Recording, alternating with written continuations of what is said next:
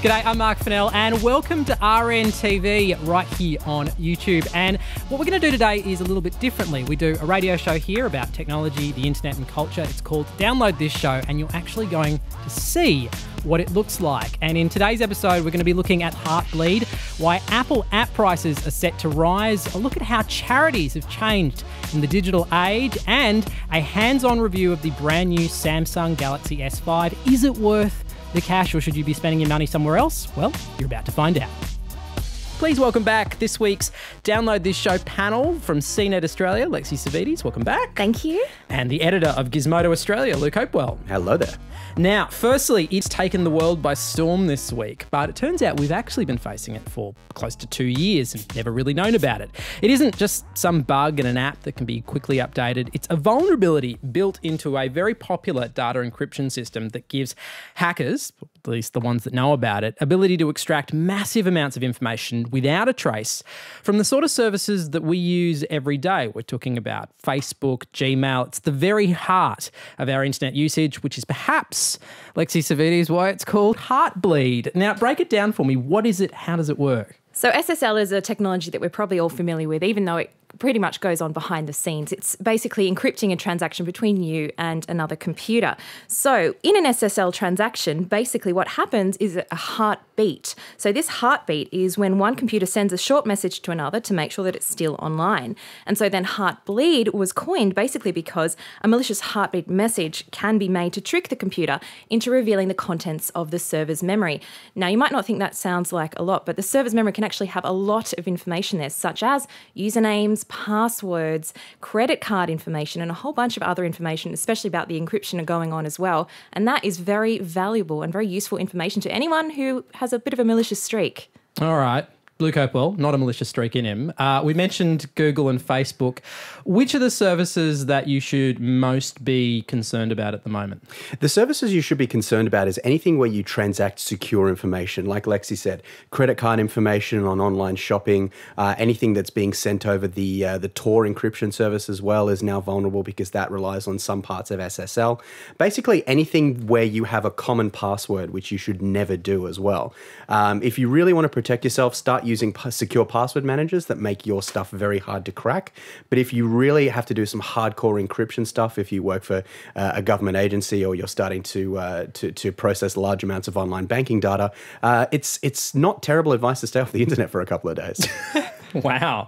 So far, all we've been done is told to, change our passwords. I'm looking down the list here. We're being told change your passwords on Facebook, Instagram. LinkedIn is fine, apparently. Pinterest, yes. Tumblr, yes. Twitter, unclear. Google, yes. That means Gmail, yes. Yahoo, yes. So if you're on any of those services, the advice is change your passwords. But from what you're saying, Luke, that doesn't really sound like it's quite enough. It's not, because right now the secure internet's broken. That's the problem. The little passcode lock that you see up the top of your web browser, right now that lock doesn't really mean anything because it's not so much that they can trick the server into revealing exactly what's going on. They can also get the other side of the handshake, which is how that service actually talks to its users.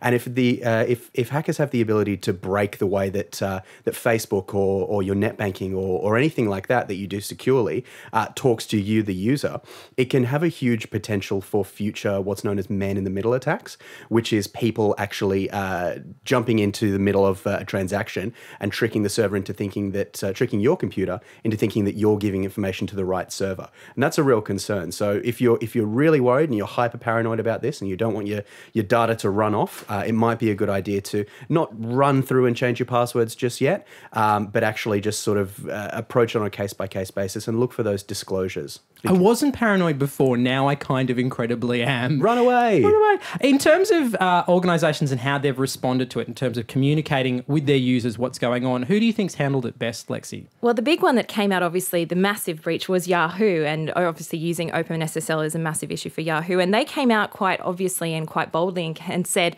we discovered the issue as soon as we found out. We was making steps to patch it. Obviously, the Facebooks and the Googles of the world have said, look, we've basically fixed it as soon as possible. It's not an issue anymore. Most worryingly, though, I think LastPass, which is a password management system, was vulnerable. And if you think about, you're keeping your passwords stored from a bunch of different services in a service that has been susceptible to the OpenSSL Heartbleed bug, that's a little bit worrying, don't you think? So the service with whom you store all of your passwords for all of your other things, those guys.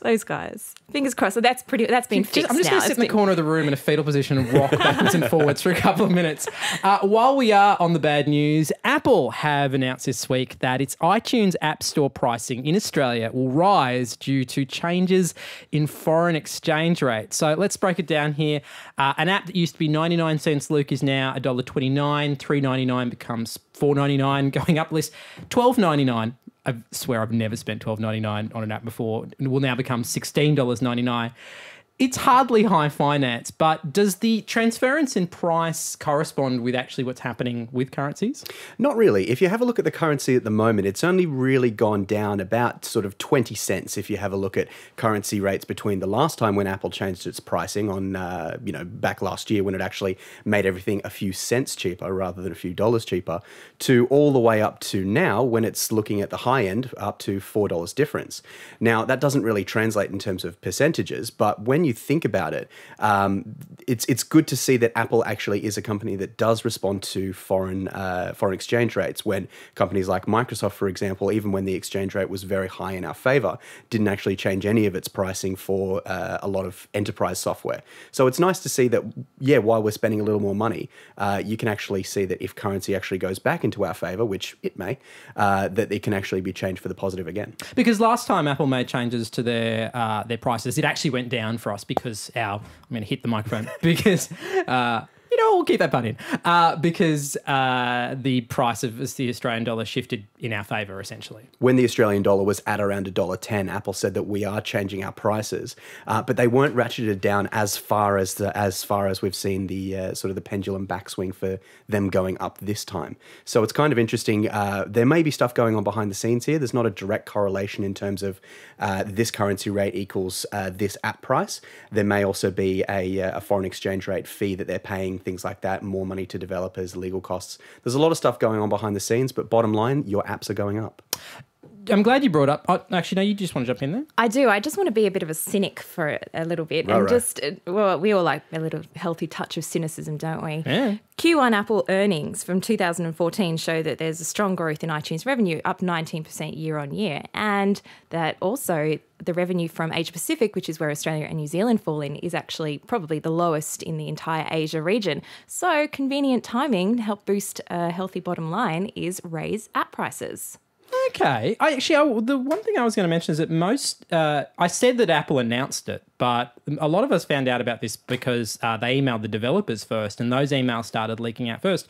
Do you think Apple did a good enough job of communicating, A, that a change was coming, and B, justifying it? I don't think they really told many consumers, apart from what was covered on, say, consumer technology sites. I think a number of users actually did get an email. I didn't. I've bought several apps from the App Store before.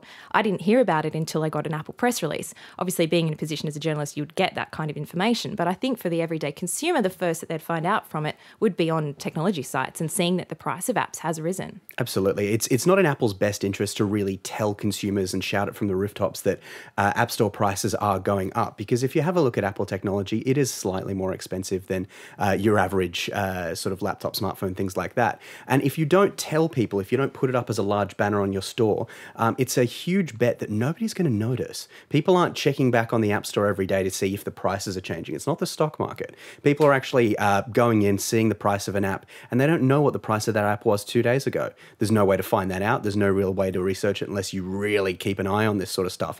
So by not putting a big banner on the iTunes Store, Apple's actually done itself a favor by saying, yeah, we put it up, but we're not really going to tell you. There is also, if you are subscribed to things online, magazine subscriptions that come through iPad, you did get an email about that. I got 2 or 3, and then I thought to myself, why on earth am I subscribed to that magazine?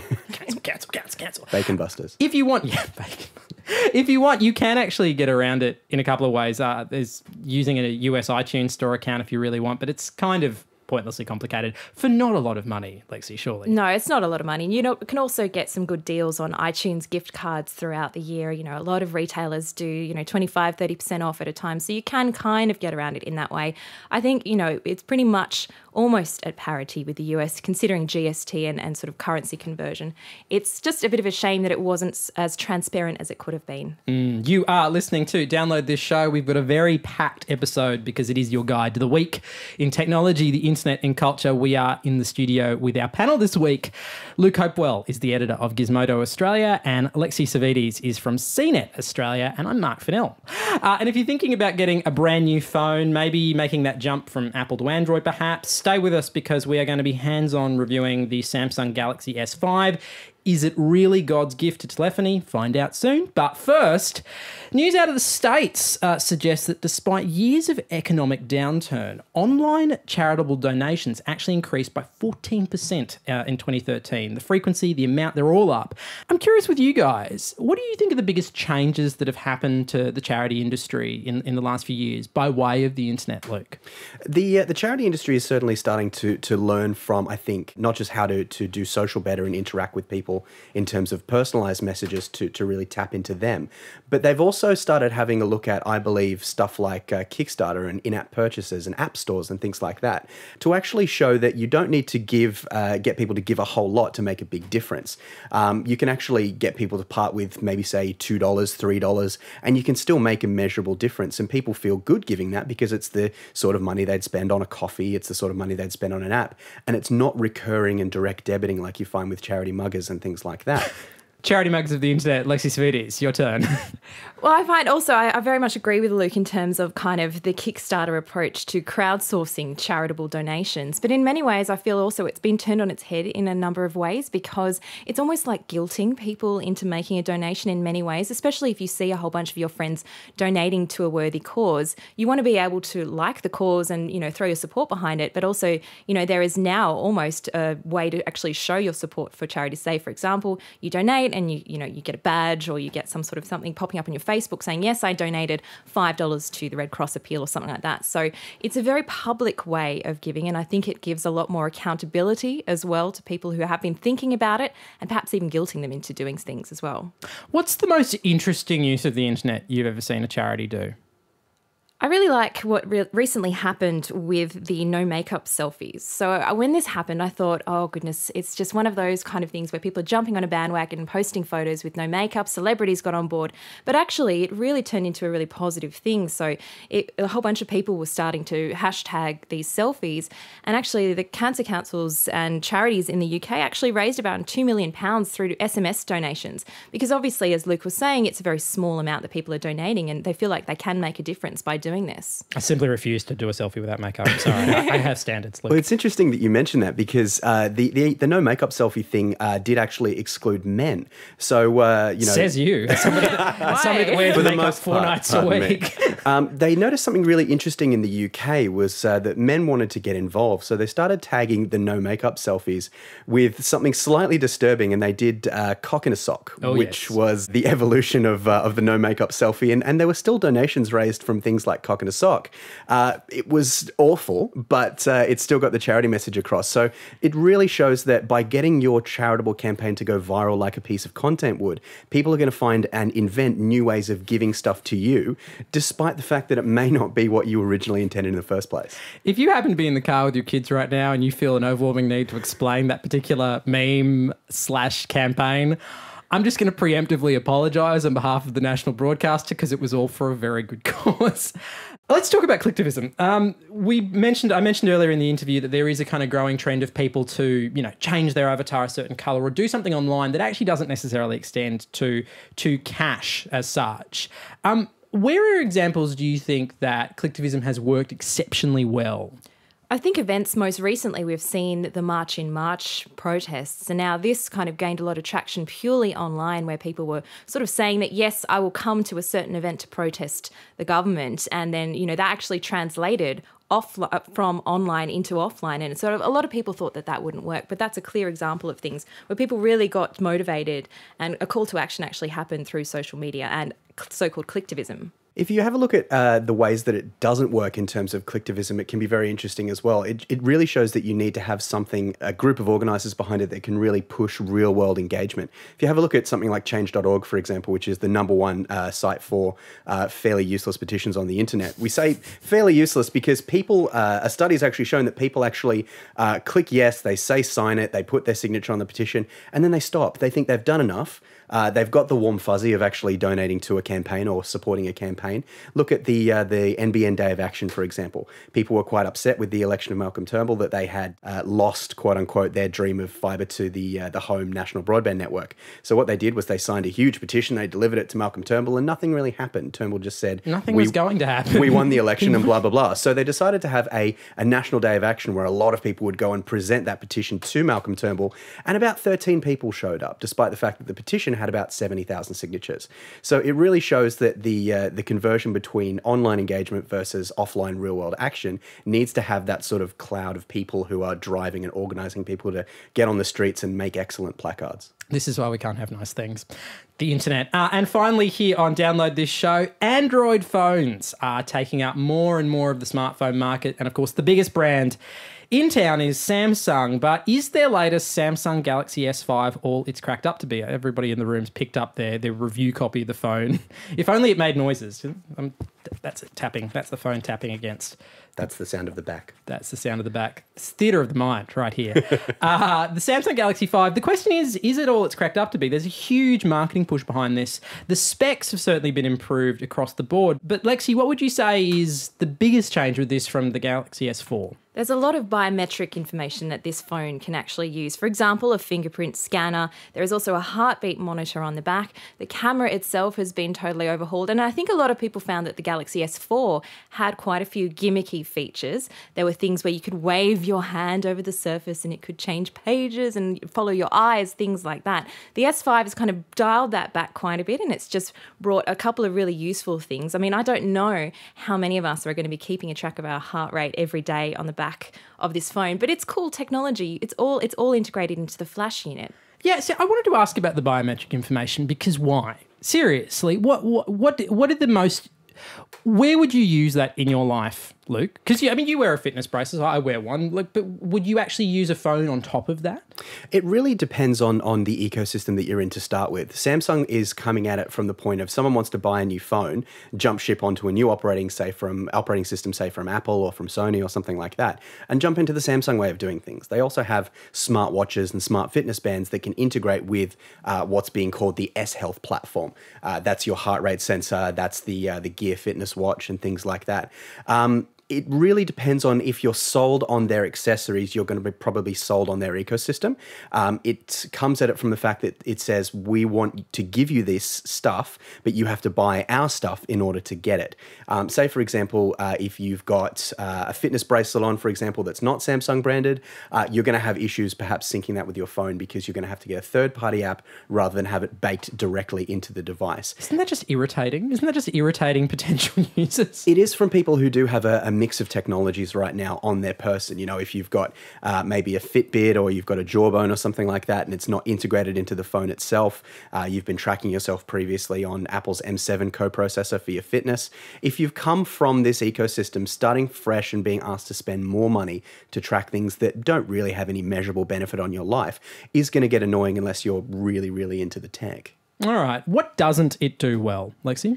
TouchWiz. Let's put it down. What is simply TouchWiz? Break it down for me. TouchWiz is basically Samsung's interface for Android. It's what you see, it's what you interact with, it's all those widgets, it's all the way Samsung lays everything out. So TouchWiz by Samsung has always been a very cumbersome beast compared to a lot of the other interfaces that manufacturers have, like HTC Sense, for example. And so Samsung has really tried to, I guess, pare that back on the S5, and it's quite clean compared to the S4 and the S3 before it in terms of the actual stock interface you get when you've basically freshly install the phone. I'm the sort of person that as soon as I get a Samsung phone, I go, hate TouchWiz, I'm just putting a launcher on it. So I get rid of all those issues surrounding the customization. So a launcher is basically like another sort of custom skin, custom interface that you can sort of adjust because, say, for example, the Samsung stock installs that you get in Australia don't actually let you change the dock of icons on the bottom row of the phone. So you're stuck using the stock Android browser that Samsung gives you rather than, say, for example, a Chrome.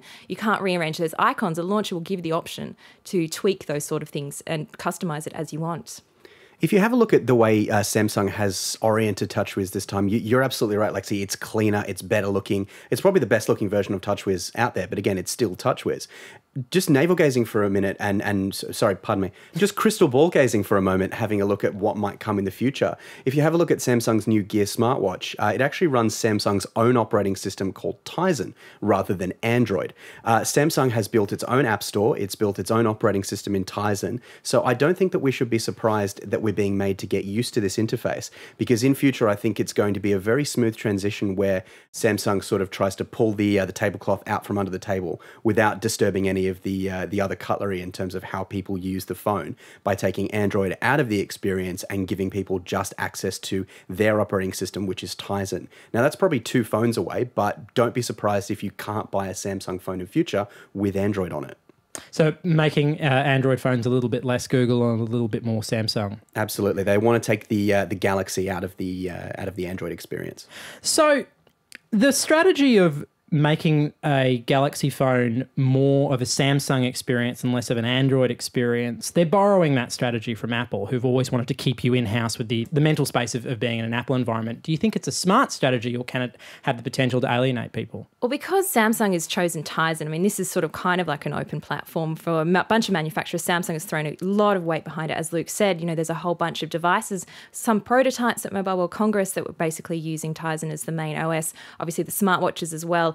It is a period of adjustment, and I think it's something that consumers are definitely going to get very used to. It's not a difficult transition, making the move over from, at least what we've seen, from the Android interface to Tizen. It's very much based around each other. It's going to be a pretty seamless experience, and tying people into, say, a more open ecosystem rather than, say, now the more closed Samsung Galaxy Android experience, I think can only be a good thing, as long as it's, again, not locked down like Android has become now. What would you lose in that eventuality when they move away from an Android environment and into a purely Tizen universe? Let's, to use the crystal ball analogy, what would you lose in that transaction? Look, the main thing you'd lose is all of your Google services. So obviously you'll be able to sign into your Google services and things like that, but the underlying kernel of the phone won't be Android. It won't have that, you jump out to Google's ecosystem to do all of your emails and all of your search and things like that.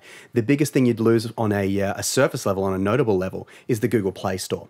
What you find is that Samsung has been very, very slowly and almost quietly building its own app store equivalent that you'll find on all Samsung phones. You might not have signed into it. You may not even have an account.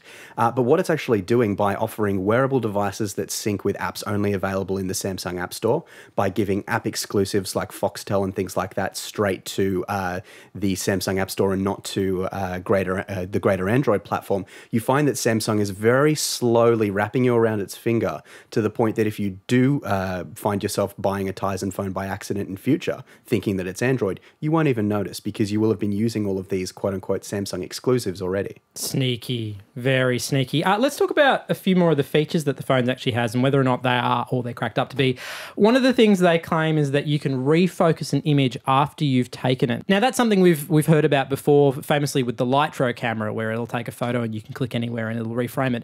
It's not quite as good as that, is it, Lexi? No, this is pretty much software-based. So it's basically taking information, a couple of different exposures at different focus points, and then when you go into an image to manipulate the focus point, it's basically just giving you those different layers of focus, and it's giving you that effect that is kind of like a light field camera. But in terms of the actual camera specs as well, I haven't had much of a chance to test it out, and I'm like, the big camera person. That's basically the first thing I do. I've basically just booted it up. But I think what's going to be the interesting thing about the performance of the S5 is going to be seeing how the low light works, because Samsung has actually re-engineered the sensor. So it's going to probably, hopefully, have better low light results, basically because they've done this thing called ISO-cell. It's isolating each individual cell and it makes crosstalk less. Like, it's very technical. I won't get into the white paper discussion because that's boring. But hopefully the equation is better shots in bright light, better shots in low light. Fingers crossed. It's going to be interesting to see how Samsung's camera fares against its greatest competitor, which actually at the moment isn't Apple. It's the HTC One M8 or the HTC One Mate. It's very interesting to see because the HTC One M8 actually has what's called duo camera, which basically means that rather than just have one camera on the back, it's got a second one as well. That second camera is dedicated to capturing depth information on your images. In the HTC software, it actually then allows you to infinitely refocus rather than giving you 3 points of refocusing like the Samsung does on any point in the photo. And it's a very sort of severe shallow depth of field in terms of the way that it blurs out the rest of your image. But it actually is very nice to use. It takes very nice photos in low light as well because of some boring technology they have called ultra pixel. But it's going to be really interesting to see. I love how you're both apologising for your technical knowledge. Sorry, it's boring. I know some things. I just don't want to go into it. It's going to be interesting to see how they actually compare, and we'll probably know as we play with it over the weekend. If given the choice between a Mate and a Galaxy, as a consumer, where would you stand at the moment? Galaxy because of the waterproofing. I mean, that's a huge selling point. Big scuba diver, Lexi Savvides. I'm not a scuba diver. I'm a klutz, basically. Now, I'm not the You're a spear fisherman, though, right? Oh, of course, of course. So this is basically IP67 rated. So this means you can submerge it up to a metre for, I think, 30 minutes. I think that's this spec. But that's a huge feature. The number of people that accidentally drop their phones, say, in the toilet. I haven't done it. But I'm saying there are people out there that have this issue. And, this is a big selling point. Obviously, the Sony Xperia phones have had this for a while, but, it's a different kind of level now on the Samsung. I think that's what wins it for me and over the Mate. The thing is so big, if you dropped it down a toilet, it would clog it. You're never going to lose it down a toilet because it's about the size of my face. It's huge. Luke, if given the choice between in the Android competition, if given the choice between Mate or Galaxy, where would you land? Given the choice, I think I'm HTC One Mate at the moment, simply because HTC has done a lot of stuff to include skins like TouchWiz in their equivalent, which is called HTC Sense. They've done a lot to make that actually work for you. They want to give you interesting stuff, but then also get out of your way. Plus, I'm a bit of a design fanboy, and the HTC design team is basically all the guys who wanted to work at Apple but couldn't. So what they've done is they've invented. Sorry if you're listening. Sorry, they've invented something which is really, really beautiful. It's all metal unibody wraparound stuff. It's very, very pretty. It's a little bit heavier because it is metal, but it's a lovely phone to use, and it's purer Android than Samsung has actually made, and I quite like that. I have to confess, I prefer generally the look and feel of HTCs over Samsungs in general. Just on the issue of the megaphone, because they do seem to be getting bigger and bigger and bigger. Given that I do have teeny tiny embarrassing child fingers, if I wanted to buy an Android phone, top of the line, what one would I be looking at, Luke? Right now, really the only one for you is the Sony Xperia Z1 Compact. Basically, the Z1 Compact is Sony's flagship Z1, all the same features, all of the same camera, stuff like that. Slightly smaller in terms of storage, but that's okay, you can use the cloud. It's in a 4-inch form factor, I think, which basically is right now around the same size as your iPhone 5S. So if you've got tiny hands and you don't want to use a 5-inch or a 7.1-inch or a 12.2-inch phone, probably the best way to go is to have a look at some of the Sony offerings. So to all of our Oompa Loompa listeners, that's the phone you need to go. You see, what people didn't realise there is Luke and I looking at each other, just going our hands, teeny tiny hands. Little. And that is all we have time for today on the show. If you've got an opinion on which Android phone you're looking to buy next, let us know using the hashtag download this show. It's a very big thank you to our panel this week. Lexi Savvides from Cnet Australia. Thank you. And Luke Hopewell from Gizmodo Australia. Thanks a bunch. My name has been Marc Fennell, and thank you for listening to another episode of Download This Show.